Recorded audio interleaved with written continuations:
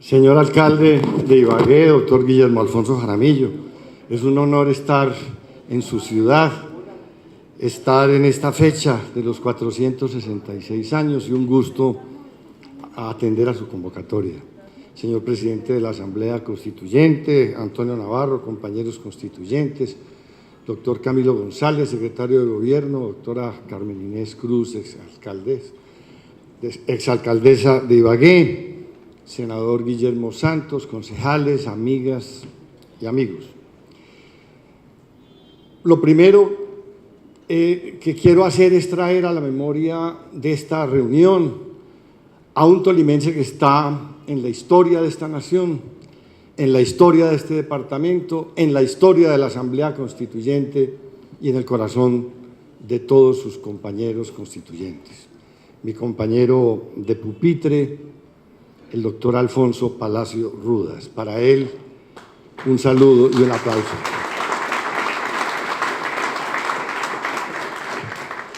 Amigas y amigos, la historia republicana de Colombia es un permanente acuerdo de paz.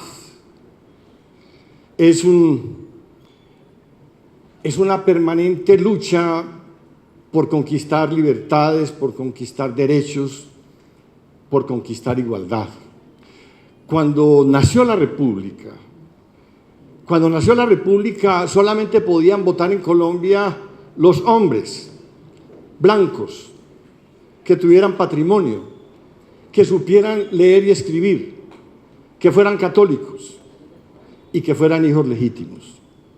Es decir, no podían votar las mujeres, los indígenas, los negros, no podían votar los pobres, los ateos, no podían votar los hijos naturales.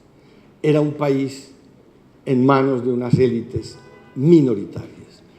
Y transformar eso al estado actual de las cosas ha sido una lucha de muerto en muerto, de guerra en guerra. Esa es la historia de esta nación.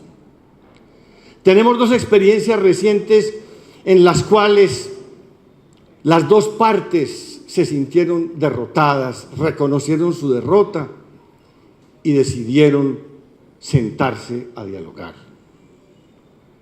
El Frente Nacional, con todas sus limitaciones, con todos sus errores, surge de un acuerdo hecho en una mesa de negociación, no por Timochenko y Juan Manuel Santos, sino por Laureano Gómez y Alberto Lleras. Y no en La Habana, sino en Sitges y en Benidorm. Luego vinieron a convocar un plebiscito para cambiar la Constitución y poner en práctica ese tratado de paz. Las cosas han ido demasiado lentas en esta corriente de la historia. Los esclavos solamente se vinieron a liberar a mediados del siglo XIX. Las mujeres fueron reconocidas ciudadanas de pleno derecho, personas, a partir del plebiscito de 1957. Los indígenas, ya lo decían aquí los compañeros, en la Constituyente del 91, yo recuerdo esa frase extraordinaria de Lorenzo Muelas en un momento crítico cuando dijo: nosotros nos demoramos 500 años para llegar aquí y de aquí no nos vamos.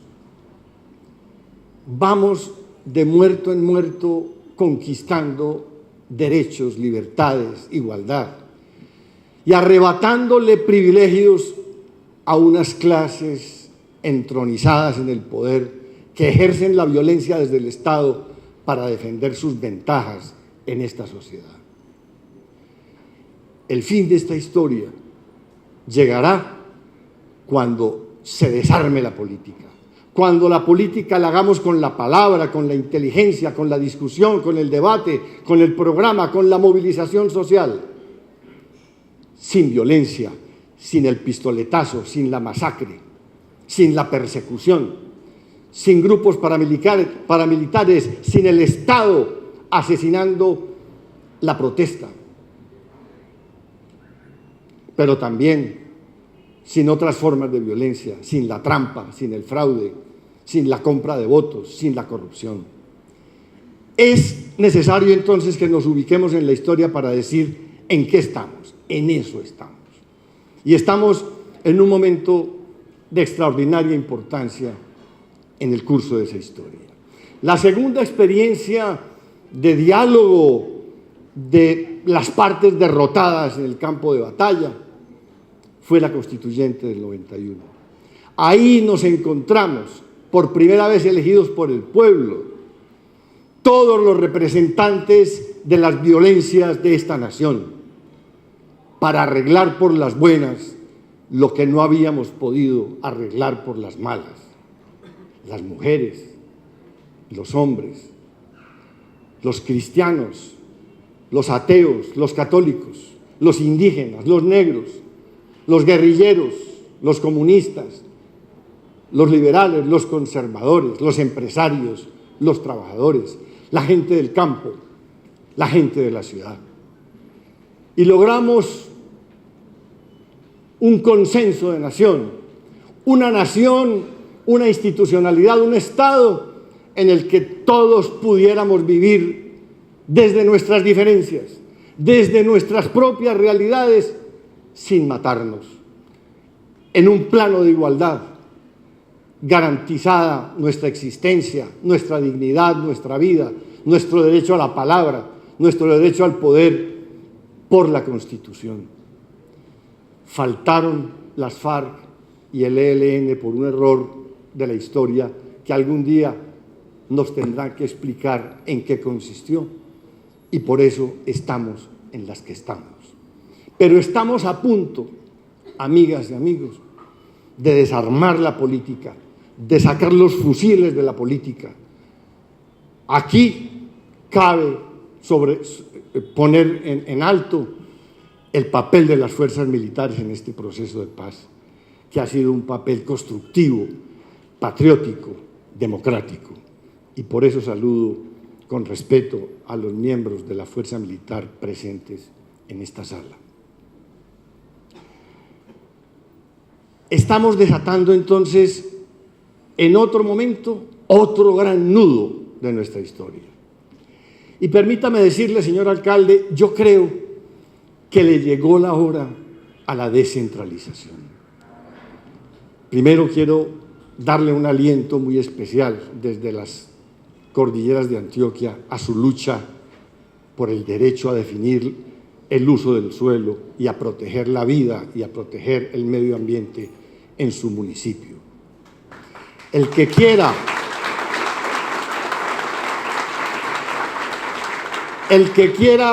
verificar con sus propios ojos de qué es lo que se quieren salvar los ibaguereños, los tolimenses, que han levantado esta bandera bajo su liderazgo, doctor Guillermo Alfonso, que vaya al Bajo Cauca antioqueño, para que le mostremos 50.000 hectáreas de tierras que fueron extraordinarias, bellas, para la vida, y que hoy son un desierto. El que quiera recorrer un suelo lunar no tiene que ir a la luna, que vaya al Bajo Cauca antioqueño y recorra 50.000 hectáreas de suelo lunar destruido por una minería absurda que no le ha dejado sino miseria y muerte a la gente de nuestro territorio. Además, los estragos de más de 100 toneladas de mercurio que se depositan en los suelos, en las cañadas, en los ríos, en el medio ambiente, en esa minería, allá en Antioquia, y que está dejando una verdadera tragedia humanitaria en el cerebro, en el sistema nervioso central, en la capacidad motriz, en la capacidad sensorial, en la capacidad de vida de nuestro pueblo. Todo desde una visión absurda de una minería inhumana que no deja sino miseria. Pues bien, les decía, esa constituyente del 91 fue una constituyente de provincianos. Todos éramos provincianos, había muy poco cachaco allí. Y por eso quedó la esencia del pensamiento descentralizador que tenemos que desarrollar en esta nueva etapa de la historia. El primer acuerdo de La Habana se refiere al proceso de desarrollo regional integral, rural integral, que es un programa, un proyecto de desarrollo de esta nación, de desarrollo desde los territorios. Es un proyecto descentralizador, profundamente descentralizador. O sea, es un paso más en el pensamiento descentralizador que fue motivo fundamental de la lucha, de las luchas del siglo XIX y que sigue siéndolo en estos tiempos. Como sigue siéndolo el tema de la conquista de un Estado laico. Lo que se quiere expresar desde el no en el plebiscito es precisamente un pensamiento ultraconservador y retrógrado que quiere volver a llevar a la Constitución la fe, el pensamiento, la doctrina de las religiones, por respetables que sean. Después de que en 2 siglos habíamos logrado conquistar un Estado laico para la garantía de la conciencia de todos los ciudadanos en un plano de respeto y de igualdad. Lo que sigue es muy delicado, pero es trascendental. Estamos haciendo historia. Estamos reformando esta nación profundamente en estos días y en estos meses y en estos años en los cuales se está cristalizando este acuerdo de paz para desarmar la última parte de la guerra política con fusiles y con muertos.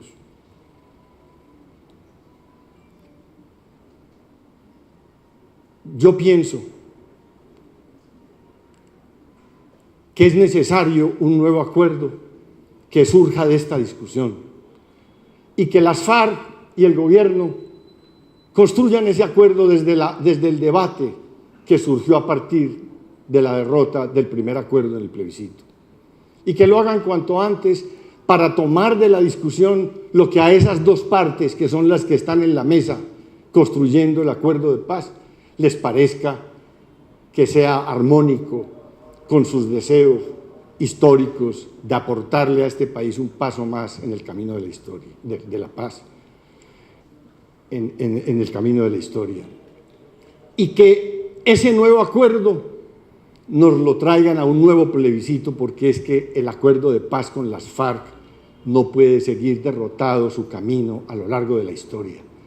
Ese acuerdo de paz no podría, con el lastre de una derrota, tiene que sobrevivir a esa derrota con un nuevo plebiscito que le dé el respaldo del pueblo colombiano. Y esa convocatoria sería de enorme obligación para el pueblo colombiano en su responsabilidad de aportarle a esta nación la idea de que las generaciones futuras no van a nacer en un campo de batalla, sino en un campo de vida y de felicidad. La idea de la constituyente es una idea importante. Personalmente la contemplé como viable, como necesaria, hasta hace pocos días. Sin embargo, yo pienso que tiene sus complicaciones. Hay una idea muy parecida, que fue editada, que fue hecha realidad en la experiencia española, cuando se recompuso la sociedad española en la idea democrática después de la dictadura, en los años 70. Y lo mismo ocurrió en Sudáfrica, en la formulación ya de un proceso institucional que recogiera los acuerdos de paz entre las partes. Y fue la convocatoria de un Congreso Constituyente. Es decir, que los colombianos le demos al Congreso que se va a elegir en el año 2018 la categoría de un Congreso Constituyente, donde esté, por supuesto, el partido de las FARC y todos los partidos que recogen la expresión popular de esta nación, y que allá, en ese escenario democrático, elegido popularmente, se le dé desarrollo a esta nueva nación, de la cual ya habrá incorporado el acuerdo de paz con las FARC en un nuevo plebiscito que debe ocurrir en las próximas semanas. Amigas y amigos, tenemos que hacer un gran esfuerzo por cumplir con nuestro deber ante la historia. La historia nos va a señalar a las generaciones vivas de estos tiempos como las responsables o de haber logrado voltear la página de la historia para empezar a escribir sobre el camino de la convivencia, de la solidaridad, del respeto, de la vida, de la inteligencia, del conocimiento, del espíritu, la futura historia de esta nación, o nos señalarán como unas generaciones negligentes, irresponsables, que no fuimos capaces de negarle a las generaciones del porvenir, de negarles este hecho trágico que nos ha tocado vivir a nosotros, nacer en un campo de batalla. Nosotros no podemos dejarles por herencia a las generaciones del porvenir un campo de batalla y un fusil. Muchas gracias.